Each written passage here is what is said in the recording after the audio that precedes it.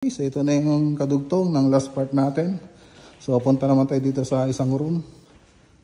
Ayan.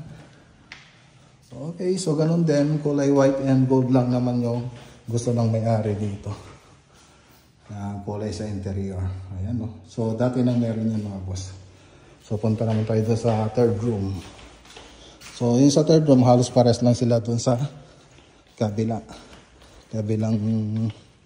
Ito pala doon sa fourth room pala. Ayan. So, ganyan lang po siya. Gold and white. So, ganito rin yung sa may first room tsaka fourth room. Halos pares na sila ng design. Okay. Ayan yung toilet and bath niya. Ang luwang din. So, meron na dati yan mga boss.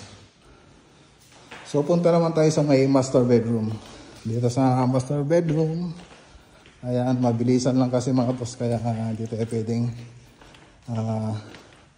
magtagal dito sa video, kaya putol-putol. Ito yung master bedroom. Ayan, so may TV console din po siya. Ayan. So tayo rin gumawa na ito. Okay. Tapos yung CR niya, yung toilet and bath niya, ito po siya. Maluwang din. Alright. So paglabas mo rito, ito yung terrace nila dito sa kabila. Okay, punta naman tayo sa kitchen.